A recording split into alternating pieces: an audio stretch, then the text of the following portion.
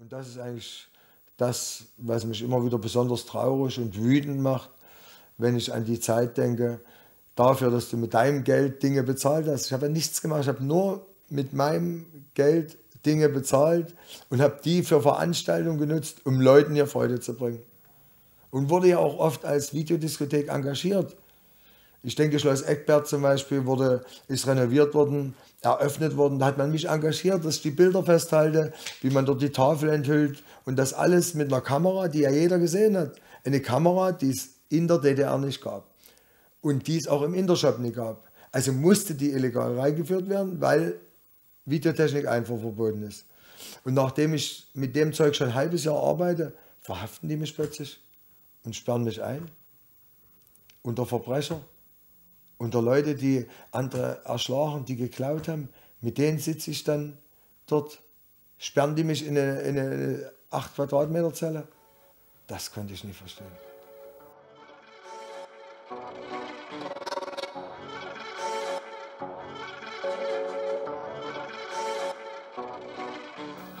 Trotz der Auszeichnung ist Ihnen dann etwas, man könnte jetzt so salopp sagen, auf die Füße gefallen. Sie haben also immer versucht, Ihre Diskothek auszubauen. Und das ging ja, wir haben vorhin schon darüber gesprochen, also mehr oder weniger nur noch über Technik, die es sozusagen hier, also in der ehemaligen DDR, nicht gab. Was ist dort passiert? Ja, wir mussten ja alle Technik, die wir kaufen aus dem westlichen Ausland, die mussten wir das Westgeld dazu besorgen.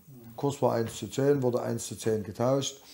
Deswegen war es auch so schwer für uns, mit dieser Technik zu entwickeln. Also wenn du daran denkst, ein einfaches Kabel mit 2 Klinkensteckern, da kostet der Klinkenstecker 10 Mark West. 2 Klinkenstecker sind 20 Mark West, das Kabel 10 Mark West sind 30 Mark West, sind 300 Ostmark gewesen. Das bedeutet, wenn du 100 Kabel hast, hast du für 30.000 DDR-Mark Kabel in dem Koffer. Also das ist ja, deswegen war meine Diskothek nach DDR-Mark, also meine Anlage, zum Zeitpunkt der Wende auch 360.000 wert. Und als dann die Wende kam, war sie noch zwischen 15.000 und 20.000 wert.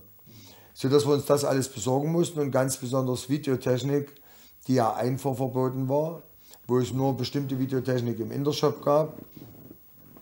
Sicher auch deshalb, weil man die Dokumentationsmöglichkeiten hier für den Bürger auch in Schranken halten wollte.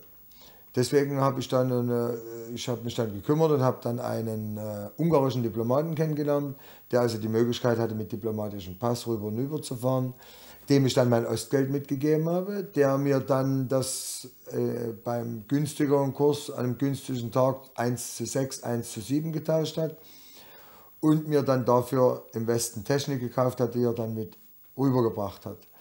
In der Hauptsache Eigenbedarf, wie Sie das ja aus meinem Urteil gesehen haben, aber ich habe dann natürlich auch andere damit versorgt, ohne großen finanziellen Vorteil. Ich habe genug Geld verdient mit meiner Diskothek und musste nie einem anderen Freund von mir dann mit dieser Technik nur viel abnehmen. Es langt schon, wenn du das Geld für 1:9 weiterverkauft hast, was ich für 1:7 oder 1:8 besorgen konnte. Und deswegen bin ich dann eines Tages von der Staatssicherheit aufgesucht worden und gefragt worden, ob ich mal mitkommen kann zum Gespräch. Und das Gespräch endete dann mit einer Verurteilung, 3 Jahre Haft wegen Zollhehlerei, Verbrechen, 200.000 DDR-Mark in Westmark getauscht und Einfuhr von Videotechnik. Haben Sie geglaubt, dass Sie verhaftet werden? Nie. Ich stand so in der Öffentlichkeit und habe diese Videotechnik für FDJ-Veranstaltungen eingesetzt. Ich habe Honecker damit gefilmt, hier als wir in Berlin waren. Ich war zum Weltfestspielen, zum Pfingsttreffen, überall und habe überall die Technik eingesetzt und dann auch zur FDJ-Veranstaltung gezeigt und hätte nie gedacht, dass sie mich deswegen einsperren. Noch dazu wusste ich, dass andere das in viel größeren Stil machen, um Geld zu verdienen und nie um damit Veranstaltungen auszugestalten. Da habe ich immer gedacht, da holen sie bestimmt erstmal die, ehe sie mich holen. Sie haben mich geholt. Ja. Wo sind Sie hingekommen? Ja, ich bin hier auf der Bautzer Straße in die Untersuchungsanstalt der Staatssicherheit gekommen, erst zum Gespräch und dachte dort wirklich nur, dass es ein Gespräch ist. Aber als man mir dann sagte, entweder Sie sagen uns nur, wo Sie Ihr Westgeld und Ihre Technik herkriegen, dann können Sie durch die Tür gehen, oder Sie lassen es, dann gehen Sie durch die Tür. Habe ich noch locker gesagt, okay, ich durch die Tür, ich habe Ihnen nichts zu erzählen. Aber als ich mich dann auf der Zelle ausziehen musste, meinen Lebenslauf schreiben musste, da wurde mir dann schon langsam anders und ich wusste, die machen ernst. Ihre Freunde, Bekannte, Eltern, haben die reagiert? Also, was sehr, sehr schlimm für mich war, war, dass als ich verhaftet worden bin, immer mal gefragt habe, ob meine Eltern geschrieben haben, da ich ja Briefe schreiben durfte und auch geschrieben habe. Und die haben zu mir gesagt, ihre Eltern haben sich von ihnen losgesagt, die wollen nichts mehr mit ihnen zu tun haben, was mir schon komisch vorkam und was ich mir nicht vorstellen konnte. Aber wenn dir das gesagt wird, du keine Post bekommst und nichts, dann denkst du ja nicht daran, dass auch das ein Mittel von denen war, um dich weich zu kriegen, dass du vielleicht doch Dinge erzählst, aber es gab gar nichts, was ich erzählen konnte. Und genauso hatten sie meinen Eltern gesagt, dass ich nichts mit ihnen zu tun haben will. Wobei, wie sie das denen erklärt haben, also mir konnten sie ja noch erklären, ihre Eltern wollen nichts mit so einem Staatsfeind zu tun haben. Das hätten sie mir noch erklären können. Aber was sie meinen Eltern erklärt haben, dass ich nichts mehr von ihnen will, das habe ich damals nie gewusst, was sie denen erklärt haben. Aber wie meine Eltern mir dann sagt, haben sie überhaupt nichts erklärt. Sie haben das nur als Fakt gesagt, weil meine Eltern dann da waren und haben gesagt, warum antwortet mein Sohn nicht? Da haben die das ganz einfach gesagt. Also das war tüchtig böse für meine Eltern, ganz besonders für meinen Vater. Haben Sie geglaubt, dass Ihre Eltern sich von Ihnen losgesagt haben? Nein, nie. Aber du konntest nicht machen. Du durftest auch gar nicht die Frage wieder stellen. Also die Frage war abgehandelt, wir haben es ihnen gesagt. Und ich habe dann die ganzen Briefe, weil es schon wie heute, 38 Briefe, auf Effekten gefunden. Also wenn du dann deine Sachen nach der Haft wiederkriegst, waren diese Briefe ungeöffnet von meinen Eltern in meinen Sachen. Haben Sie das im Nachhinein mit Ihren Eltern besprochen? Wir hatten dann schon Gelegenheit zwischendurch. In der Schießgasse habe ich ja dann Besuch bekommen können und dort haben wir das schon besprechen können, alles. Also aufklären können praktisch, wie das war. Das war eine der vielen Methoden, die sicherlich die Leute von der Staatssicherheit benutzt haben. Die werden sich ja auskennen, was moralisch angreift, was einen schwach macht. Und was haben Sie denn als Schlimmstes in Erinnerung? die schlimmste Sache für mich war eigentlich, meine Eltern wollten unbedingt mit zur Verhandlung kommen.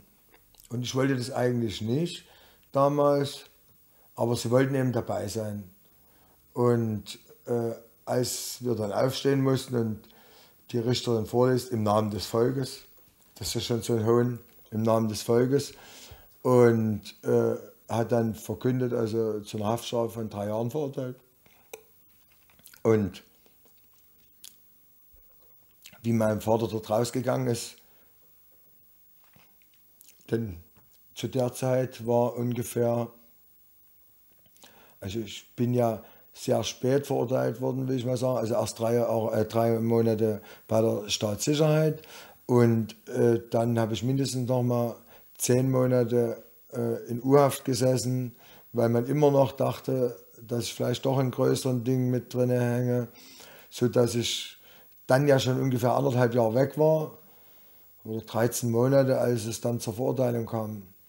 Und meine Eltern ja immer noch gehofft haben, dass das Gericht vielleicht sagt, und wenn sie, vor allen Dingen durch das Urteil, wenn sie die erste Seite lesen, wie ich ihnen gezeigt habe, da hatten ja meine Eltern gedacht, also den verurteilen sie nicht, nach dem Lobgesang auf der ersten Seite. Und dann die 3 Jahre, als da meine Eltern gegangen sind, die wussten ja, also jetzt dauert es mindestens nochmal 1,5 Jahre, dass man dann wegen guter Führung eher raus kann. Das war ja jetzt erstmal kein Gedanke, die Gedanken entwickeln sich erst dann, wie kannst du nur die Strafe verkürzen. Also war ganz, ganz schlimm und ich denke, mein Vater ist an Magenkrebs gestorben, ich war sein Lieblingssohn, dass den das also fertig gemacht hat und das, vielleicht hat er schon Krebsanlagen gehabt, Aber im Kummer, sagt man ja, entwickelt sich das mehr, dass das wesentlich dazu beigetragen hat, dass mein Vater also sehr, sehr zeitig an Magenkrebs gestorben ist. Und das ist eigentlich das, was mich immer wieder besonders traurig und wütend macht, wenn ich an die Zeit denke, dafür, dass du mit deinem Geld Dinge bezahlt hast. Ich habe ja nichts gemacht, ich habe nur mit meinem Geld Dinge bezahlt und habe die für Veranstaltungen genutzt, um Leuten hier Freude zu bringen.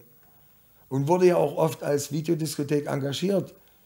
Ich denke, Schloss Eckbert zum Beispiel ist renoviert worden, eröffnet worden. Da hat man mich engagiert, dass ich die Bilder festhalte, wie man dort die Tafel enthüllt. Und das alles mit einer Kamera, die ja jeder gesehen hat. Eine Kamera, die es in der DDR nicht gab. Und die es auch im Intershop nicht gab. Also musste die illegal reingeführt werden, weil Videotechnik einfach verboten ist.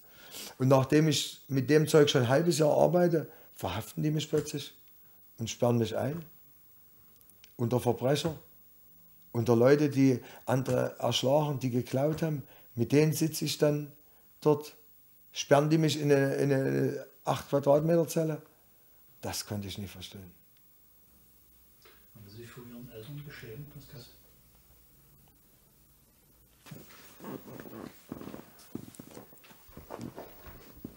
Kann ich Sie das mit Ihren Eltern fragen? Na klar. Weil das bewegt sich auch mal ganz schön. Ne? Ja, aber das mit dem Geschämt, da habe ich mir eigentlich nicht. Ist okay, sonst lasse ich das weg. Nö. Gut. Ja. Haben Sie sich vor Ihren Eltern geschämt wegen der Sache, die Ihnen passiert ist? Nein, geschämt überhaupt nie geschämt. Meine Eltern waren stolz auf mich, die wussten, was ich die ganze Zeit gemacht habe, dass ich viel gearbeitet habe, dass ich alles, was ich hatte, mir selber erarbeitet habe. Ich habe von meinen Eltern nichts bekommen, die haben mich unterstützen können, indem sie mir ein schönes Zuhause und indem sie mir den Rücken freigehalten haben mit Wäschewaschen und mit all den Dingen. Aber ich musste mich nicht schämen, meine Eltern wussten genau, das war der Staat, der mich eingesperrt hat. Die wussten, ich habe nichts verbrochen, ich habe nur mit dem Geld gearbeitet. Meine Eltern habe ich auch Dinge aus dem Intershop gekauft von dem, was ich getauscht habe. Geschämt habe ich mich nie. Nur habe ich mich insofern immer ein bisschen schlecht gefühlt, dass ich mich habe erwischen lassen oder dass ich nicht clever genug war, dass ich hier dran gekommen bin und eingesperrt worden bin und meinen Eltern praktisch diesen Kummer gemacht habe. Diesen Kummer, das vor allen Dingen, weil ja von außen für die Leute war der Knast noch viel schlimmer wie für uns drin. Der Staatssicherheitsknast, der war ja verrufen. Meiner Mutter hatten sie erzählt, die sperren ihren Sohn unter die Straße, wo die Straßenbahn vorbeifährt, da rattert es dort ganz laut, da wird er verrückt und dann wird er geschlagen und so. Also solche Dinge sind ja kursiert, aber das war ja bei uns nicht. Das war ja nicht. Man hat ja eine ganz andere Variante gefahren. Man hat gesagt, wir haben Zeit. Melde dich, wenn du was zu sagen hast, wir können warten. Das war die Strategie. Sicher, wenn sie bei politischen Leuten was schnell rauskriegen wollen, werden sie auch anders verfahren sein. Aber, und das hat mich immer gestört. Da habe ich mir immer gedacht, warum hast du dich erwischen lassen, warum hast du nicht clever, warum hast du dich nicht mehr abgesichert? Und dann hat man auch darüber nachgedacht, warum hat man damals bei der ersten Vernehmung nie gesagt, wo man das Zeug her hat.